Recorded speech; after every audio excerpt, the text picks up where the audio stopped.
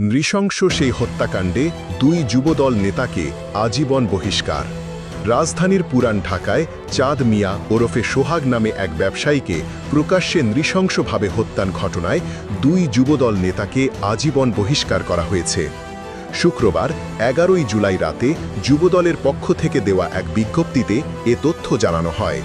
এতে বলা হয়, গত ৯ জুলাই রাজধানীর মিটফোর্ড হাসপাতালের মূল ফটকে জনসম্মুখে মোহাম্মদ সোহাগ নামে এক ব্যবসায়ী যুবককে প্রকাশ্য দিবালোকে কুপিয়ে ও পিটিয়ে নৃশংসভাবে হত্যাকাণ্ডের ঘটনায় পরিবারের পক্ষ থেকে দায়ের করা মামলার আসামি যুবদলের কেন্দ্রীয় নির্বাহী কমিটির সাবেক সহ জলবায়ু বিষয়ক সম্পাদক রজ্জব আলী পিন্টু ও ঢাকা মহানগর দক্ষিণ যুবদলের যুগ্ম আহ্বায়ক সাবাহ করিম লাকিকে প্রাথমিক সদস্যপদ সহ দল থেকে আজীবন বহিষ্কার করা হয়েছে। জাতীয়তাবাদী যুবদল কেন্দ্রীয় নির্বাহী কমিটির সভাপতি আব্দুল মোনায়েম মুন্না ও সাধারণ সম্পাদক মোহাম্মদ নুরুল ইসলাম নয়ন এরই মধ্যে এ সিদ্ধান্ত কার্যকর করেছেন।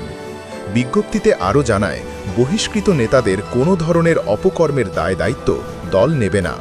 যুবদলের সব পর্যায়ের নেতাকর্মীদের তাদের সঙ্গে সাংগঠনিক সম্পর্ক না রাখার নির্দেশনা দেওয়া করা হলো। আইনশৃঙ্খলা বাহিনীকে ওই বিষয়ে কোনোরূপ শৈথিল্য না দেখিয়ে প্রয়োজনীয় আইনি ব্যবস্থা নেওয়ার উদ্যত আহ্বান জানিয়েছে যুবদল।